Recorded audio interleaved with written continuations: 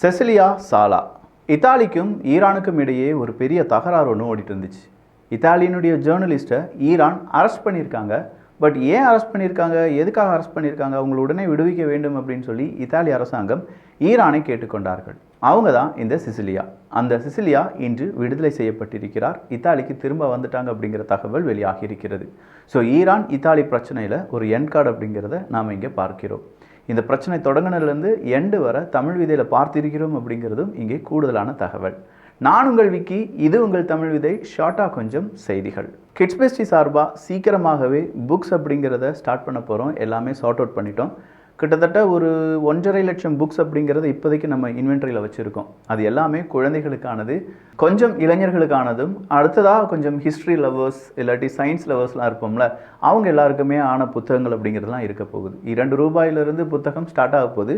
அதே புத்தகங்கள் வெளிநாடுகள்லேருந்து இறக்குமதி செய்யப்பட்டது. நம்ம வாங்கினா 3000 ரூபா புத்தகங்கள் எல்லாமே கிட்ஸ் பெஸ்டில் ஒரு 300 350 ரூபா ப்ரீலவ்டு புக்ஸ், யூஸ்டு புக்ஸ் அப்படின்னு சொல்லுவோம்ல. ஆனால் இது அந்தளவுக்கு யூஸ்டாலாம் தெரியாது. இது ப்ரீலவ்டு புக்ஸ் அப்படின்னு சொல்லுவாங்க. சீக்கிரமாக அதற்காக காத்திருங்கள். லிங்க் இருக்குது இந்த புக்ஸுக்கான ஒரு தனி சேனல், அதாவது வாட்ஸ்அப் சேனல். அதில் தான் புக்ஸ் என்னெல்லாம் வந்துட்டுருக்கு அப்படிங்கிறத அப்டேட் பண்ணுவோம். அந்த லிங்க் கீழே கொடுத்துட்றேன், ஜாயின் பண்ணிக்கோங்க. டொனால்டு ட்ரம்ப் அவர்களை பொறுத்த வரைக்கும் அவருக்கு எதிராக ஏகப்பட்ட வழக்குகள் இருக்குது. அந்த வழக்குகளில் எப்போ தீர்ப்பு வரும், அடுத்ததாக என்ன நடக்கும் அப்படிங்கிறது டொனால்டு ட்ரம்ப் அவர்களுக்கு தெரியாது. அப்படிப்பட்ட ஒரு வழக்கு தான் ஹஷ் மணி கேஸ் அப்படின்னு சொல்லுவாங்க. இந்த ஹஷ் மணி கேஸ் அப்படிங்கிறதுலேருந்து நீங்கள் இந்த தீர்ப்பு கொடுப்பதை கொஞ்சம் தள்ளி வைக்க வேண்டும் அப்படிங்கிற மாதிரியும், இதில் டொனால்டு ட்ரம்ப் அவர்களுடைய கோரிக்கையை அங்கே இருக்கக்கூடிய நீதிமன்றம் கேட்பார்களா இல்லை அதை ரிஜெக்ட் பண்ணிடுவாங்களா அப்படிங்கிற ஒரு எதிர்பார்ப்பும் நிலவுகிறது. டொனால்டு ட்ரம்ப் அவர்களை பொறுத்த வரைக்கும் 20ஆம் தேதி, ஜனவரி 20ஆம் தேதி அடுத்த அதிபராக பதவியேற்க போகிறார். அப்படி பதவியேற்பதற்கு முன்பாகவே அவருக்கு இந்த மாதிரி தீர்ப்பு வந்துருச்சுன்னா அவருடைய அரசியலில் சின்னதாக ஒரு சிக்கல் ஏற்படலாம்.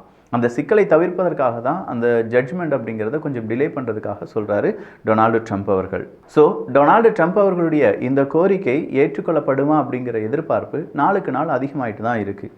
ஆனால் அதே டொனால்டு ட்ரம்ப் அவர்கள் அடுத்தடுத்ததாக என்னென்ன செய்ய போகிறோம், எப்படியெல்லாம் அமெரிக்கா இருக்க போகுது அப்படிங்கிறத சொல்ல மறந்ததும் கிடையாது. சொல்லப்போனால் டொனால்டு ட்ரம்ப் அவர்கள் எந்த நாட்டை நாங்கள் எங்கள் கூட இணைக்கப் போகிறோம், எந்த நாட்டினுடைய பகுதியை அமெரிக்காவுடன் இணைக்கப் போகிறோம் அப்படின்னு சொல்கிற பல விஷயங்களை சொல்லிக்கொண்டே தான் இருக்கிறார். டொனால்டு ட்ரம்ப் அவர்கள் காரணமாக தான் ஜஸ்டின் ட்ரூடோ அவர்கள் அவருடைய அரசியல் பதவியை ராஜினாமா செய்தார் அப்படிங்கிற தகவலும் வெளியாகுது.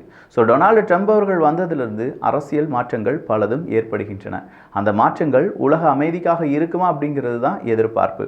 ரஷ்யா உக்ரைன் போர்லேருந்து இஸ்ரேல் பாலஸ்தீனம், இஸ்ரேல் ஹிஸ்புல்லா, இஸ்ரேல் ஈரான் யுத்தம் வரை நிற்க வேண்டும் அப்படின்னும், சீனாவினுடைய அடுத்த கட்ட வளர்ச்சி இல்லாட்டி எதிரி நாடுகளுக்கு எதிராக சீனாவினுடைய வியூகங்கள் அமெரிக்காவால் தடுக்கப்படுமா அப்படிங்கிற கேள்வியும் இங்கே எழுகின்றன.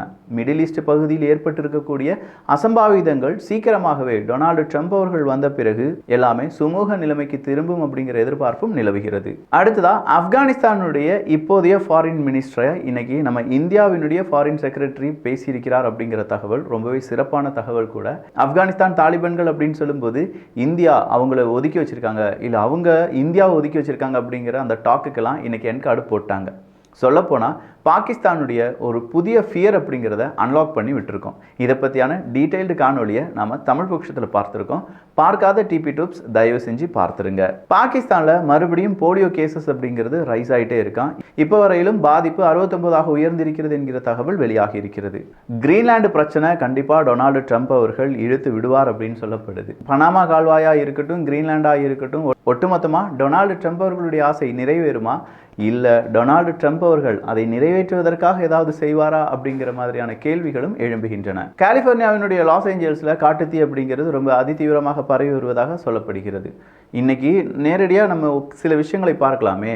கிட்டத்தட்ட 40க்கும் அதிகமான மாகாணங்கள் ஃப்ரீஸ் ஆகும் அப்படின்னு சொல்லி எதிர்பார்த்த நேரத்தில் கலிஃபோர்னியாவில் இந்த மாதிரி வைல்டு ஃபயர் அப்படின்னு சொல்லும்போது இப்போ இந்த உலகத்தில் என்ன வேணாலும் நடக்கலாம். கிரீன்லாந்து, பனாமா கால்வாய், இது எல்லாத்தையுமே நீங்கள் மிலிட்ரி வச்சு ஒருவேளை உங்களுடைய கட்டுப்பாட்டுக்குள்ளே கொண்டு வந்துருவீங்களோ டொனால்டு ட்ரம்ப் அவர்களே அப்படிங்கிற கேள்விக்கு அதை நான் மறுக்கவும் இல்லையே. ஒருவேளை அமெரிக்காவினுடைய பாதுகாப்புக்கு இது தேவை என்றால் அதை மிலிட்ரி வச்சு நாங்கள் அச்சீவ் பண்ணுறதுக்கு தயங்க மாட்டோம் அப்படிங்கிற தகவலை இன்று டொனால்டு ட்ரம்ப் அவர்கள் கொடுத்திருக்கிறார்கள். மனுஷன் இன்னும் அதிபராகவே பதவி ஏற்கல, அதுக்கு முன்னாடி வரக்கூடிய செய்தி எல்லாமே டொனால்டு ட்ரம்ப் அவர்களை சுற்றி தான் இருக்கு என்பதும் குறிப்பிடத்தக்கது.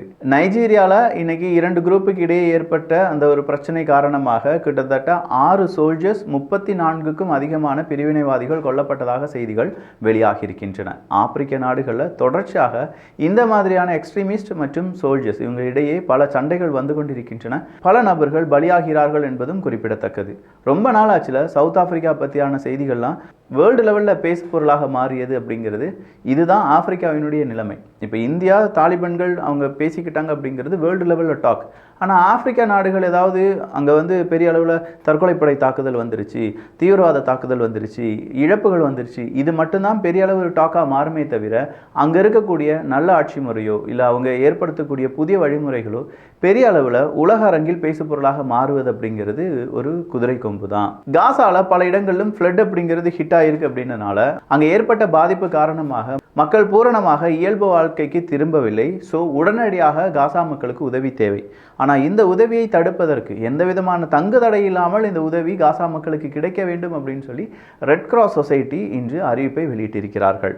என்ன உதவியாக இருந்தாலும் சரி, அது இஸ்ரேலை தாண்டி போகிறதுக்கு முன்னாடி பல உதவிகளும் தேவைப்படும் நபர்களுக்கு கிடைக்காமல் போகின்றன அப்படிங்கிற குற்றச்சாட்டை வேர்ல்டு பேங்கும் வச்சுருந்தாங்க, வேர்ல்டு ஹெல்த் ஆர்கனைசேஷன் வச்சுருந்தாங்க, இப்போ ஐநா சபை வச்சுருந்தாங்க, அடுத்ததாக ரெட் கிராஸ் சொசைட்டியும் வச்சுருக்காங்க. அப்போ இத்தனை பேருக்கு தெரியுது சரியான உதவிகள் தேவைப்படும் நபர்களுக்கு கிடைக்கவில்லை அப்படின்னு சொல்லி.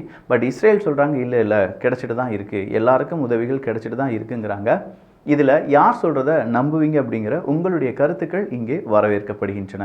ஆப்கானிஸ்தான் ஈரான் அப்படின்னு சொல்லும்போது மீண்டும் அவங்களுக்கிடையும் பிரச்சனை இருக்குது. பட் ஈரானில் டேம் அப்படிங்கிறதும் அதே மாதிரி சீனா புதிதாக ஒரு அணை கட்டப்போகிறார்கள் அப்படின்னு சொல்கிறதும் பெரிய தலைப்புச் செய்தியாக மாறியிருக்கின்றன. திபெத்தில் ஏற்பட்ட நிலநடுக்கமும் சீனாவினுடைய கனவு திட்டமான அடுத்த டேம் அப்படிங்கிறதும் உலகிலேயே பெரிய அணைக்கட்டு அப்படிங்கிறதும் இங்கே பேசு பொருளாகவும், அதே நேரத்தில் இந்தியாவினுடைய எதிர்பார்ப்பு அங்கே வரக்கூடிய தண்ணீர் இல்லாட்டி இந்தியாவுக்கு கிடைக்கக்கூடிய தண்ணீர் அப்படிங்கிறது இதனால பாதிப்படையக்கூடாது என்கிற தகவலையும் இந்தியா சீனா 2 நாடுகளும் பேசியிருக்கிறார்கள்.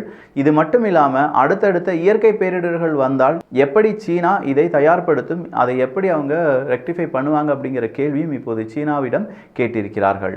ஆப்கானிஸ்தான் சார்ந்தவர்கள் பாகிஸ்தானில் தஞ்சம் புகுந்திருப்பாங்கல்ல, ஆப்கானிஸ்தானில் பிரச்சனைலாம் வரும்போது அவங்கள திடீர்னு பாகிஸ்தானுடைய இராணுவமும் பாகிஸ்தானுடைய காவல்துறை அதிகாரிகளும் கைது செய்கிறார்கள்.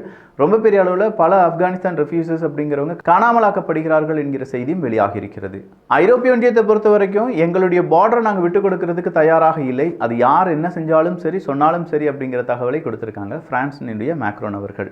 ஸோ ஐரோப்பிய ஒன்றியத்தை பொறுத்த வரைக்கும் கிரீன்லாண்டை அமெரிக்கா எடுத்துக்கொள்ளும் அப்படிங்கிறதுல எதிர்ப்பை தெரிவிப்பார்கள் அப்படின்னு சொல்ற நம்பிக்கை பிறந்திருக்கிறது. பார்க்கலாம். டென்மார்க் இன்னைக்கு சொல்லிட்டாங்க, இல்லை நாங்கள் ஆர்கியூ பண்ணுறதுக்கோ இல்லாட்டி பேச்சுவார்த்தை நடத்துவதற்கோ தயாராக தான் இருக்கோம், அதன் பிறகு நம்ம என்ன வேணாலும் முடிவெடுத்துக்கலாமேப்பா அப்படின்னு சொல்லி டொனால்டு ட்ரம்ப் அவர்களுடைய இந்த ஒரு ஆர்டருக்கு இல்லாட்டி அவருடைய ஆசைக்கு இன்று டென்மார்க் பதில் கொடுத்திருக்கிறார்கள்.